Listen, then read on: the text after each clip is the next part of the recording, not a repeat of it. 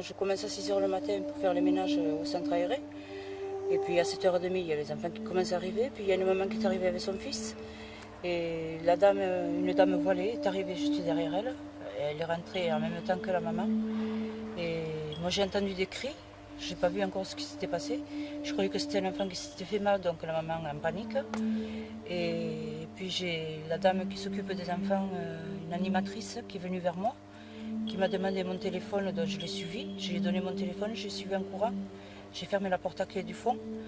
Et puis la dame voilée m'a poursuivi. Et elle m'a agressée physiquement.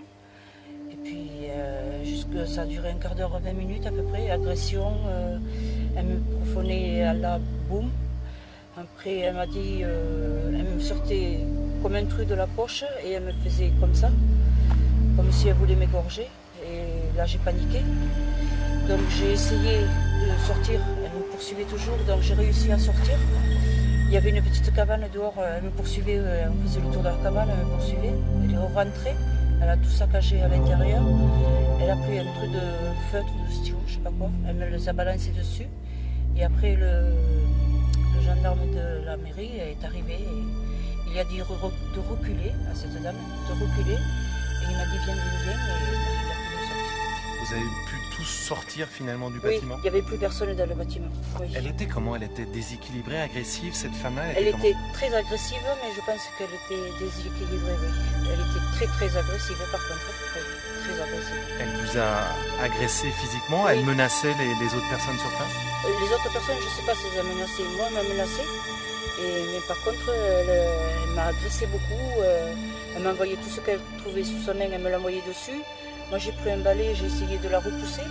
Je tapais dessus pour qu'elle essaye de partir. Je lui disais, vous n'avez rien à faire ici, partez. Et elle insistait. Plus je lui disais de partir, plus elle criait. Et voilà. Et après, la police municipale est arrivée. Les forces de l'ordre sont arrivées. Ils l'ont neutralisée. Elle a mis le feu dans une poubelle, je crois, ou je sais pas quoi. À l'intérieur du bâtiment? Oui, je pense. Enfin, d'après ce que j'ai compris maintenant, je ne sais pas si c'était à l'intérieur ou à l'extérieur, je ne sais pas. Vous avez eu, j'imagine, très peur, madame? Oui, très peur. Je suis encore sous le choc, j'ai très mal à la tête, je fais que trembler. J'ai eu très peur. Parce que quand elle a mis la main derrière et qu'elle m'a fait ça, j'ai eu peur, très peur. C'est là que je suis partie en courant, j'en ai même cassé les chaussures. Je suis partie en courant et qu'elle m'a poursuivi. Est-ce qu'elle avait des revendications? Est-ce qu'elle demandait quelque chose en particulier? Non, parce qu'elle ne parlait pas français, donc on ne comprenait pas ce qu'elle disait. Et moi, je lui disais, avec des gestes, je lui disais de partir, mais elle restait là, et elle continuait à m'agresser, et à m'envoyer tout ce qu'elle avait sous la main, à me l'envoyer au visage, partout.